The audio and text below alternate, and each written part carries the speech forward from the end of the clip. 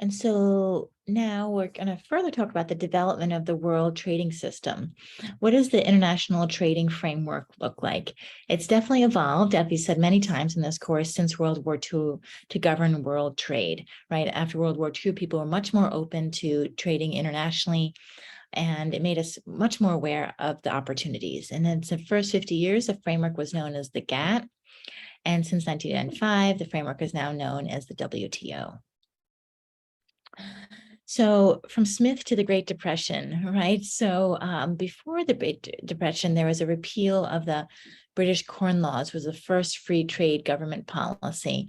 So the British continued pushing for trade liberalization, which was really great. But up until the Great Depression in the 1930s, most countries actually had some degree of protectionism. As we've spoken about before, the mindset was that we could go into trade deficit, right? And the idea was that we should be able to make and consume everything within our own country. The US enacted the Smoot-Hawley Act in 1930, which created significant import tariffs on foreign goods.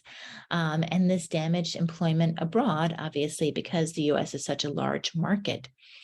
And other nations took similar steps as the Depression deepened and world trade fell further. So the author's trying to tell you here, right, that if we suppress world trade, potentially we can move into a second depression or a recession, etc. But then after World War II, from 1947 to 1979, GATT trade liberalization, and there was economic growth.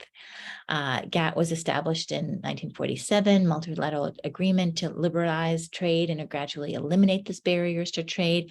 Membership grew from 19 to 120 nations, which is really exciting.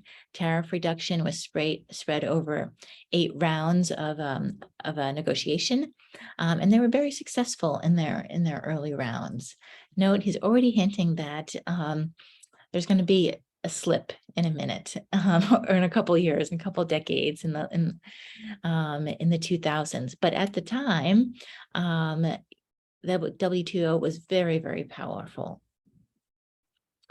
and the U.S. was economically dominant, right? As I've mentioned, because we have so many people, and a lot of innovation and great efficiencies. From 1980 to 1993, there were some protectionist trends.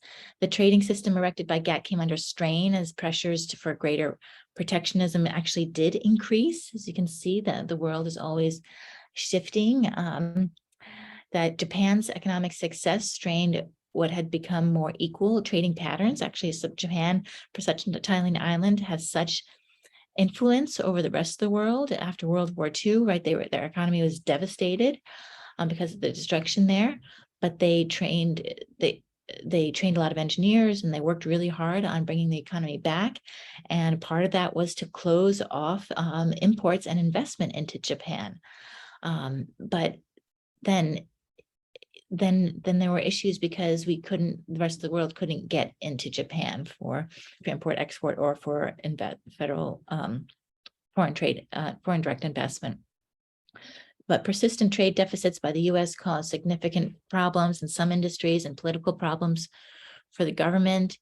So again, there are some issues showing up, and many countries found that although GATT limited the use of tariffs, other forms of intervention had the same effect, but did not technically violate the GATT measures. So there were agreements then that started between the US and Japan for auto parts, for example, because the world couldn't really agree on what would be a global trade agreement. And so then we find that the Uruguay round, it emphasized services, intellectual property, agricultural subsidies. Again, it really tried to make a global agreement. It dragged on for 7 years.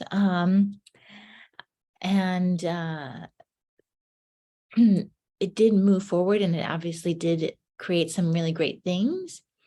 The General Agreement on Trade Services, GATS, and the Agreement on Trade-Related Aspects of Intellectual Property Rights, TRIPS, which becomes a big thing for the medical world as well as the software world. Procedures subject to strict time limits. So again, setting 5 years, 10 years on when a particular organization could have have rights over their intellectual property. So there were reduced tariffs, but agricultural subsidies were continuing, and we were trying to cover the copyright production. So what has the WTO done to date? The members still account for 98% of world trade, but it was hoped that it would emerge as an effective advocate and a facilitator of future trade deals. But here, it started strong, but has fallen off since the late 90s, unfortunately. Again, Brexit and the Trump administration indicated a return to greater protectionism. So we're not in the best place when we talk about free trade, but we're not in the worst place. We're definitely better than before World War II, in my personal opinion, and the opinion of many economists. So WTO still serves as the global police. The first 2 decades suggest that it's having actually a positive effect. And it's resolved 3/4 of the cases via informal consultations. So, right, when you have a disagreement with another country about a product, you can take it to the WTO, and the nice thing is that they've been able to resolve that informally. There have been some expanded trade agreements. The Uruguay round extended global trading rules to cover services, which has been great, to include telecommunications, financial services, and also federal direct investment, which we'll talk about more in the next chapter. But there are some unresolved issues, and what showed up as the Doha round, which is an unresolved event that has taken now 17 years in the process. So some of the unresolved issues are these anti-dumping actions that we spoke about earlier, encouraging members to strengthen regulations governing the imposition of anti-dumping duties, right? When one country decides to sell product in another country for below its value. The nice thing is that in 2001, there were 5,529 actions brought to the WTO about anti-dumping, and that the WTO was actually able to resolve, because people are finding, countries and organizations are finding loopholes. There's protectionism still in agriculture, as we spoke about. We're concerned with high levels of tariffs and subsidies of many economies, and this is what I was speaking about earlier in this chapter, that there's research out there that if we were to let go of these subsidies in agriculture, we could alleviate a lot of our poverty issues around the world. Developing countries would be helped in many ways. And then the last one is protection of intellectual property. This is still a problem, because the members believe that its rights are essential to the international trading system, because then it reduces the incentive for innovation. So if Silicon Valley and entrepreneurs in general feel that their ideas are going to be stolen very quickly by China and other places, and the Microsoft products are going to be sold on the street in Thailand or Indonesia, then there isn't going to be a lot of incentive for them to create new products, and then that's a really, really detrimental thing to society. Here's a picture on protecting agriculture. And so for our last couple of slides here, we'll talk about further development of the world trading system. First, giving market access for non-agricultural goods and services. So this means business and financial services. Their tariffs on services remain higher than on industrial goods, right? And a new round of talks, as I said, the Doha, ongoing since 2001, still not really, they still haven't really truly come to an agreement. It's still stalled. They were concerned with cutting tariffs on industrial goods and services, phasing out subsidies, reducing barriers to cross-border investment, and limiting use of anti-dumping laws. And the statistics that they say is that we could increase world income by 203 billion annually, and 109 billion would go to poor countries if we were to resolve some of these issues. And so there are multilateral and bilateral trade agreements. The reciprocal trade agreements between 2 or more partners. The Trump administration withdrew from the Trans-Pacific Partnership, and trade agreement with the EU was put on hold. So this is where the author feels that we're taking, 3 steps forward, 2 steps back. Agreements are designed to capture gain from trade beyond those agreements currently attainable under WTO treaties. So this means that the countries are truly moving forward despite the Doha stall, and that they're working individually, as we see, like between the US and Kenya. But the world trading system is definitely under threat. There are two events that suggest global consensus on free trade isn't accurate.